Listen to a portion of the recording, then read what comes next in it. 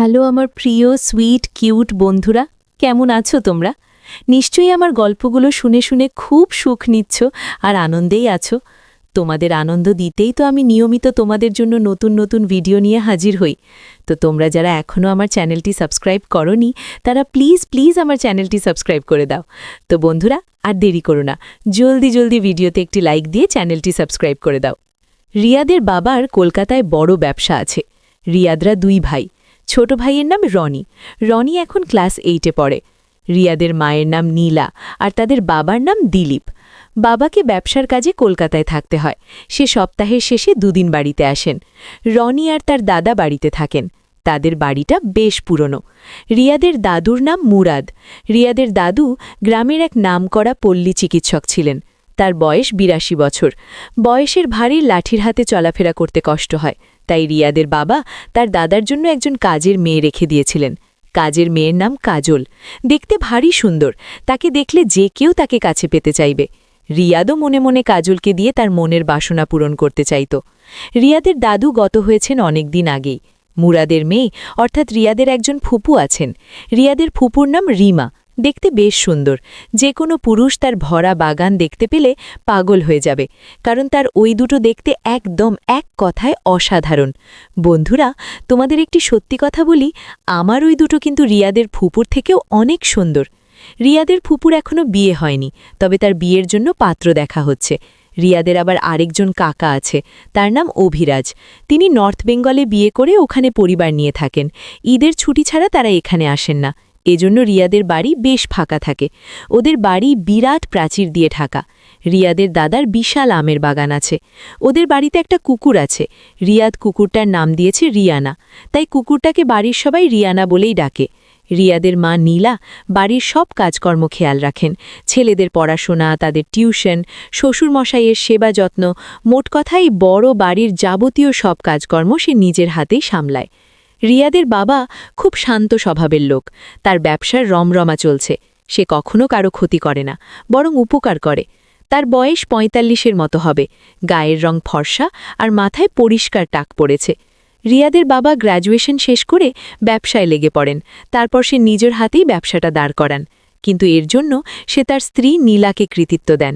রিয়াদের মা নীলা পরিশ্রমী মহিলা।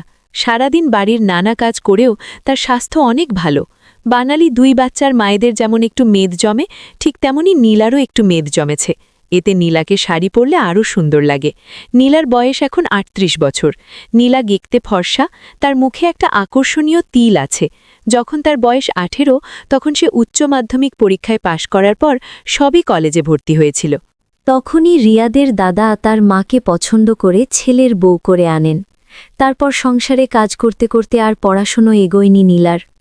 বাড়িতে নীলা নাইটি কিংবা শাড়ি পরলেও বাইরে কেবল শাড়ি পরেই বেরোয়। তার পেটে হালকা মেদ জমলেও তাকে কোনো রকম মোটা দেখা যেত না, বরং দেখতে আরও আবেদনময়ী লাগত। রিয়াদের মা নীলা রিয়াদের দাদার একমাত্র ভরসা, কারণ রিয়াদের মা তার দাদার সব কিছুর খেয়াল রাখত। রিয়াদের মা তার শ্বশুরমশাইকে নিজের বাবা হিসাবেই দেখত। যাই হোক, একদিন রিয়াদ আর তার ভাই রনি বাগানে খেলা করছিল। ওইদিকে নীলা হাঁটু পর্যন্ত কাপড় তুলে কাপড় ধুচ্ছিল। সাবানের ফেনা লেগেছে তার গলায়, তার শরীরের অন্যান্য স্থানেও। তার হাতের চুরির শব্দ কাপড় কাচার সঙ্গে তাল দিচ্ছে। রিয়াদের বাবা বাড়িতে থাকলে বসে না থেকে বাড়ির এটা ওটা কাজ করতে থাকেন। তাদের বাড়িটা গাছগাছালি দিয়ে ভরা। ছোট ছেলে রনির চিৎকার শুনে নীরা বাথরুম থেকে চেঁচিয়ে উঠে আর বলল, কি হলো রে? নীলা তার বড় ছেলে রিয়াদকে বলল, কি রে রিয়াদ, তুই কি রনির গায়ে হাত তুলেছিস নাকি? নীলা বেরিয়ে এসে দেখল রনি দাঁড়িয়ে আছে মেন গেটে। নীলা রনিকে বলল, কি রে, তোর ভাই কোথায়? রনি বলল, মা, আমাদের কুকুরটাকে কয়েকটা কুকুর ঘিরে রয়েছে, তাই ভাইয়া লাঠি নিয়ে কুকুরগুলোকে তাড়াতে গেছে। রিয়াদের কুকুর রিয়ানা এখন বাড়িতে অবাধ চলাফেরা করে। রাতে রিয়াদ আর রনির ঘরের মেঝেতে ঘুমায়। রিয়াদ আর রনি কুকুরটাকে খুব যত্ন নেয়। কুকুরটা রিয়াদ আর রনির সাথে খেলা করে। রিয়াদের বাড়ির ভালোমন্দ খাবার খেয়ে তার শরীর বেশ হয়েছে। রিয়াদের বাড়ির উত্তর দিকে ভাঙা প্রাচীর আছে। পাশে একটা পাগল এসে জুটেছে কদিন হল। রনি এখন ছোট, তাই নীলা চোখে চোখে রাখে রনিকে। কিন্তু রিয়াদ স্কুল থেকে ফেরার সময় ওই পাগলটা যেখানে থাকে সেখানে তাকিয়ে দেখে। পাগলটার আচরণ সব লক্ষ্য করে রিয়াদ। দুপুরবেলা ছুটির দিনে বাড়িটা খাঁ খাঁ করে। তখন রিয়াদ কখনো কখনো 3 তলার খোলা ছাদে গিয়ে ঘুড়ি ওড়ায় আর ঘোরাফেরা করে। ঘোরাফেরার সঙ্গী রিয়ানা। একদিন দুপুরে ভাত খাবার পর সে বুকশেলফ থেকে একটি ডিটেকটিভ গল্পের বই পড়ছিল। সেখানে একটা কুকুর গোয়েন্দার সঙ্গী হয়ে কত কি কাজ করেছে তা নিয়ে লেখা ছিল। রিয়াদ মনে মনে কল্পনা করে যে সে ডিটেকটিভ হবে আর রিয়ানা হবে তার অ্যাসিস্ট্যান্ট। দুপুরবেলা বাড়ির কাজকর্ম সেরে নীলা একটু বিশ্রাম নেয়। রনির দুপুরে মায়ের কাছে ঘুমানোর অভ্যাস। রিয়াদ জানে এই সময় বাড়ির বাইরে বেরোলে মা বকা দেবে, তাই রিয়াদ চুপচাপ মায়ের শোবার ঘরে উঁকি দিয়ে দেখছে তার মা পাশ ফিরে শুয়ে আছে। রিয়াদ টিপে টিপে নিচে নামে। রিয়ানা মানে রিয়াদের কুকুরটাও তার পিছনে নামে। বাড়ির পিছন দিকে একটা রঙিন পাখি আছে। পাখিটা এখনও বসে আছে। রিয়াদের অনেক দিনের ইচ্ছে পাখিটাকে ধরবে। রিয়াদ পাখিটার পিছনে গিয়ে দেখল সেই পাগলটা প্রাচীরের ভাঙা জায়গায় বসে আছে। পাগলটার একটা নতুন সঙ্গী জুটেছে, আর সঙ্গীটা হলো একটা কালো রঙের কুকুর। রিয়ানাকে দেখে কুকুরটা রিয়ানার দিকে এলো। তখন রিয়ানা ভয়ে পালালো। মনে মনে রাগ হয় রিয়াদের, এমন ভীতু কুকুর কি গোয়েন্দার অ্যাসিস্ট্যান্ট হতে পারে? তো কিছুক্ষণ পর একটা তাজ্জব ঘটনা দেখা দিল। রিয়ানা আবার চলে এসেছে। রিয়ানা এসে কালো কুকুরটাকে ধাক্কা দিল। রিয়ানা এখন ভয় পাচ্ছে না। কখনো কুকুরের এমন খেলা দেখেনি রিয়াদ। কিছুক্ষণ ধরে এসব দেখে রিয়াদ ভাবল, যাক, একে আমার অ্যাসিস্ট্যান্ট বানানো যাবে। আর কিছুক্ষণ পর দুটো কুকুর জুড়ে গেল একসাথে। এমন দৃশ্য কেন হলো তা বুঝতে পারল না রিয়াদ। এমন সময় তার মা নীলা এসে হাজির। রিয়াদ তখন তার মা নীলাকে বলল, মা, ওরা কি করছে? তখন নীলা বলল, এটা প্রকৃতির নিয়ম, এমনকি মানুষ এর বাহিরে নয়। তখন রিয়াদ বলল, কি বলো? আমি তো কখনো দেখলাম না। তখন নীলা বলল, আমি আর তোর বাবা যদি এমনটা না করতাম তাহলে তুই আসতি না। তারপর নীলা রিয়াদকে নিয়ে বাড়ি চলে আসলো। রিয়াদের ওই কথা ভাবতে ভাবতে দিন কেটে গেল। রাতে সবাই একসাথে খাওয়া দাওয়ার শেষে যে যার রুমে গিয়ে ঘুমিয়ে পড়ল। রিয়াদ তার ফুফুর সাথে ঘুমায়।